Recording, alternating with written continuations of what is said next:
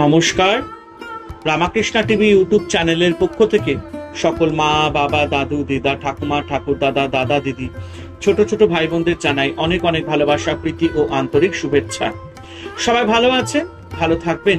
আমি আবারও চলে এসেছি শ্রী শ্রী রামকৃষ্ণ মিশনের স্বামী লোকেশ্বরানন্দ মহারাজের সম্পাদিত শতরূপে সারদা সম্পর্কে আলোচনা করতে, এবং আমরা আলোচনায় আছি লীলা সঙ্গিনী অধ্যায় স্বামী ভূতেশানন্দ মহারাজের কথায়। আজকে আমরা চতুর্থ পর্ব আলোচনা করব, এবং যারা যারা আমার শতরূপে সারদা সম্পর্কিত আলোচনার ভিডিওগুলি দেখা মিস করেছেন, অবশ্যই আমার রামাকৃষ্ণ টিভি ইউটিউব চ্যানেলের শতরূপে সারদা প্লে লিস্টে যাবেন, সেখানে গিয়ে আপনারা আগের ভিডিও বা এপিসোডগুলো দেখে নিতে পারবেন। তো চলুন আজকের আলোচনা শুরু করা যাক। শ্রীরামকৃষ্ণ তার অন্তলীলার দিনগুলিতে তার অসুখকে উপলক্ষ করে ভবিষ্যৎ রামকৃষ্ণ সংঘের সূচনা করে গিয়েছিলেন। এই সংঘটি ছিল মায়ের সর্বাপেক্ষা স্নেহ ভালোবাসার পাত্র। ঠাকুরের অন্তর্ধানের অব্যবহিত পরে যখন সংঘ কোনো সুনির্দিষ্ট রূপ নেয়নি, তখনও তার প্রার্থনা, শুভেচ্ছা ও অভয়হস্ত সব সময় এই সংঘের পিছনে ছিল।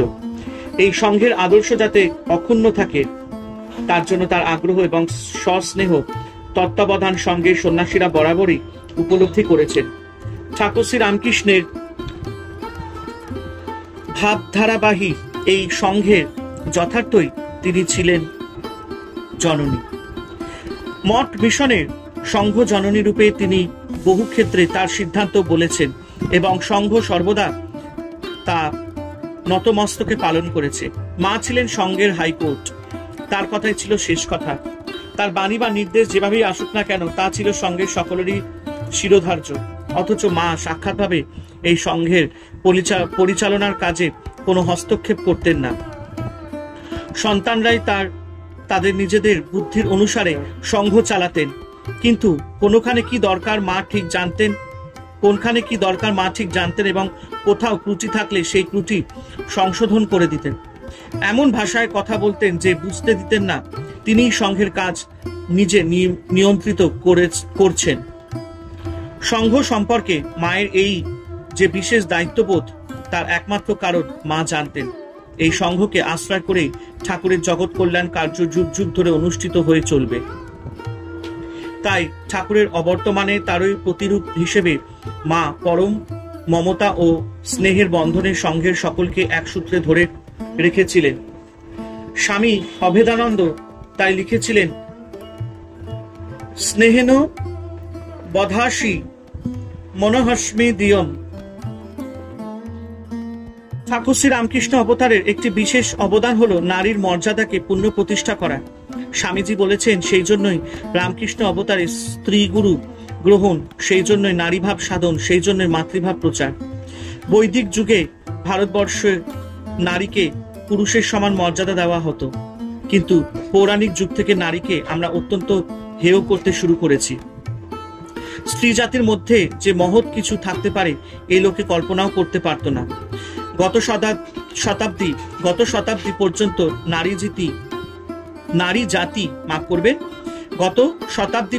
নারী জাতি সম্বন্ধে আমাদের এই মনোভাব ছিল। ঠাকুরের আগমনের পর থেকে এই অবস্থাটির পরিবর্তন হয়েছে এবং হচ্ছে। স্বামী বিবেকানন্দ বলছেন, ভারতের দুই মহাপাপ, মেয়েদের পায়ে দলানো আর জাতি জাতি করে গরিবগুলোকে পিষে ফেলা। He was the savior of women, savior of the masses, savior of all high and low. ঠাকুর ছিলেন নারী জাতির উদ্ধারকর্তা, জনসাধারণের উদ্ধারকর্তা, উচ্চ নীচ সকলের উদ্ধারকর্তা। শ্রী মা ঠাকুরের অন্তর্ধানের পরে এই দুইটি কাজই করেছেন। লোক জননী রূপে জাতি ধর্ম বর্ণ নির্বিশেষে কিভাবে তিনি সব মানুষকে কোলে স্থান দিয়েছেন তা আমরা আলোচনা করেছি। নারী জাগরণের ক্ষেত্রে শ্রী মা তার ভূমিকাটি পালন করেছেন দুভাবে। প্রথমত, নিজেকে তিনি আদর্শ নারী রূপে জগতের সামনে স্থাপন করেছিলেন। দ্বিতীয়ত, তিনি স্বয়ং নারীদের কল্যাণের জন্য চেষ্টা করেছেন এবং উৎসাহ দিয়েছেন। জগতের অন্যান্য দেশের নারীকে সম্মান দেওয়া হয়েছে পত্নী রূপে কিংবা সহকারিণী রূপে, কিন্তু নারীর সবচেয়ে মহিমময় রূপ যে তার মাতৃরূপ, সেই মাতৃরূপে নারীকে সম্মান দিতে যারা শেখেনি, শ্রী মায়ের মধ্যে যে অদ্ভুত বিশ্বপ্লাবী মাতৃত্বের উন্মেষ ঠাকুর ঘটিয়েছেন, তার উদ্দেশ্য হলো ভারতবর্ষে এই মাতৃত্বের আদর্শকে পুনঃ প্রতিষ্ঠিত করা এবং ভারতের বাইরে সমস্ত পৃথিবীর সামনে এই আদর্শকে অনুসরণযোগ্য দৃষ্টান্ত হিসেবে স্থাপন করা। নিবেদিতা বলেছেন, শ্রী মা হলেন নারীত্বের আদর্শ সম্বন্ধে শ্রীরামকৃষ্ণের শেষ কথা। শুধু ভারতের নয়, সমগ্র জগতের ভবিষ্যৎ নারীর জীবন কিরকম হবে, কিরকম হওয়া উচিত, সে সম্পর্কে শ্রীরামকৃষ্ণের একটা বাণী ছিল। সেই বাণীর মূর্ত রূপটি হলেন শ্রী মা। এই ক্ষেত্রে শ্রী মায়ের জীবনেই হয়ে উঠেছে ঠাকুরের বাণী। শ্রী মা ঠাকুরের এই বাণী প্রচার করেছেন উপদেশের মাধ্যমে নয়, আচরণের মাধ্যমে। তাই স্বামীজি বলেছেন, মাকে আদর্শ করে নারী জাগরণ হবে। আবার গার্গী মৈত্রীরাও জন্মগ্রহণ করবেন। নারীদের উন্নতির জন্য যে কোনো কাজে, বিশেষত তাদের শিক্ষার ব্যাপারে শ্রী মায়ের বিশেষ সমর্থন ও উৎসাহ ছিল। মেয়েরা আধুনিক কালে উপযোগী শিক্ষা ও কাজকর্ম শিখবে, এটা মা চাইতেন।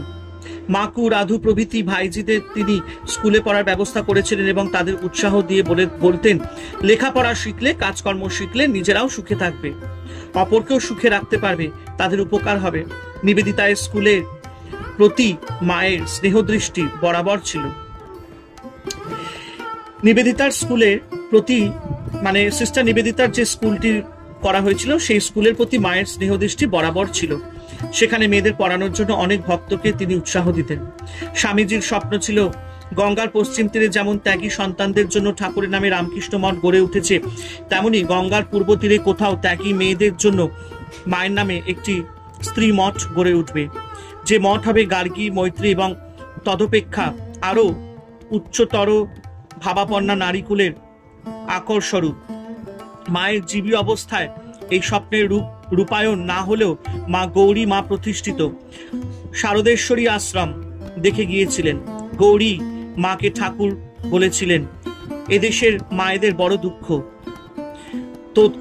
তোকে তাদের মধ্যে কাজ করতে হবে। গৌরী মা মেয়েদের নিয়ে হিমালয়ে গিয়ে কাজ করতে চেয়েছিলেন। ঠাকুর বলেছিলেন, না গো না, এই শহরে বসে কাজ করতে হবে, সাধন ভজন ঢের হয়েছে। শ্রী মাও গৌরী মাকে জানিয়েছিলেন, ঠাকুর বলে গেছেন, তোমার জীবন জ্যান্ত জগদম্বাদের সেবায় লাগবে। ঠাকুরের নির্দেশে এবং মায়ের উৎসাহে গৌরী মা 1301 সালে ব্যারাকপুরে শারদেশ্বরী আশ্রম প্রতিষ্ঠা করেন। প্রথম কয়েকজন কুমারী, সধবা ও বিধবা মেয়ে লেখাপড়া শেখার জন্য আশ্রমবাসী হয়। পরে এদের মধ্যে থেকে কয়েকজন কুমারীকে বেছে নিয়ে তিনি বিশেষ করে শিক্ষা দিতে লাগলেন, যাতে তারা আজীবন ত্যাগের পথে থেকে আশ্রম সেবায় নিজেদের উৎসর্গ করতে পারে। আশ্রম সংক্রান্ত যে কোনো ব্যাপারে গৌরী মা মায়ের অভিমতকে বেদবাক্যের মতো অভ্রান্ত বলে মনে করতেন। মা এই আশ্রমটিকে কি চোখে দেখতেন তা তার এই উক্তি থেকে বোঝা যায়।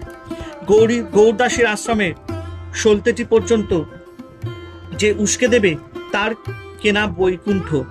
স্বামীজির স্বপ্নের বাস্তব রূপায়ণ হিসেবে শ্রী মায়ের শরীর যাবার বেশ কিছুকাল পরে গঙ্গার পূর্ব তীরে মাকে আদর্শ করে সন্ন্যাসিনী ব্রহ্মচারিণীদের নিয়ে তার নামাঙ্কিত সারদা মঠ গড়ে উঠেছে।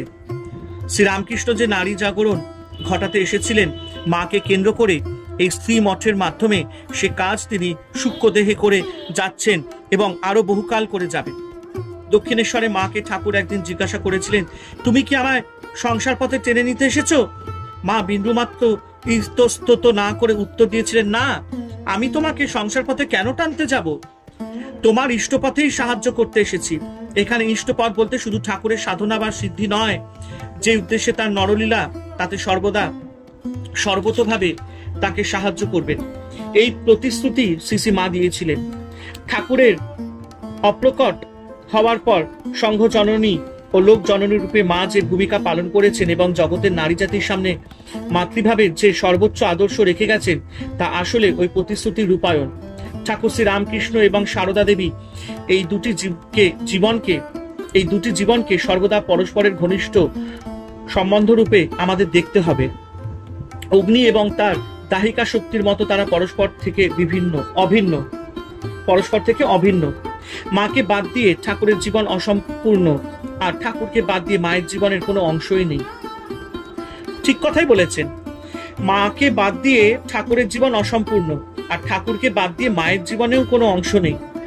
ঠাকুর কত বেছে বেছে মানুষকে আশ্রয় দিতেন, কিন্তু মায়ের কাছে সবার অবারিত দ্বার, যার দিকে কেউ ফিরেও তাকায় না, তাকেও মা আশ্রয় দিয়েছেন। ঠাকুর কল্পতরু হয়েছিলেন মাত্র একদিন, 1886 খ্রিস্টাব্দের 1 জানুয়ারি, কিন্তু মা প্রতিদিন কল্পতরু ছিলেন, আছেন এবং থাকবেন চিরকাল। কিন্তু মা যদি চিরকালের জন্য কল্পতরু হয়ে থাকেন, মায়ের মধ্যে দিয়ে ঠাকুরও কল্পতরু আছেন চিরকাল, কারণ তারা আলাদা নন। মায়ের মধ্যে দিয়ে ঠাকুরের ওই করুণাধারা জগতে আরো ব্যাপকভাবে প্রবাহিত হয়েছে। মা তার মাতৃস্নেহের দ্বারা ঠাকুরকে ভালোবাসার পথই আরো সুগম করে দিয়েছেন। মাকে যদি আমরা ভালোবাসি, তার চরণে যদি আমরা প্রণাম নিবেদন করি, সে ভালোবাসা, সে প্রণাম ঠাকুরের কাছে গিয়ে পৌঁছায়।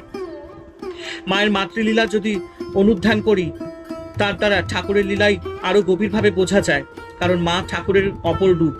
জগৎ কল্যাণ ব্রতের যতটুকু ঠাকুর স্থূলদেহে শেষ করে যেতে পারেননি, লীলা সঙ্গীদের মাধ্যমে তা সম্পন্ন করেছেন। শারদা লীলা রামকৃষ্ণ লীলার ওই পরিপূরক। হরে কৃষ্ণ কৃষ্ণ কৃষ্ণ হরে হরে, হরে রাম রাম রাম হরে হরে। জয় শিব শম্ভু, জয় দেবী দুর্গা দুর্গতি নাশিনী, জয় মা কালী।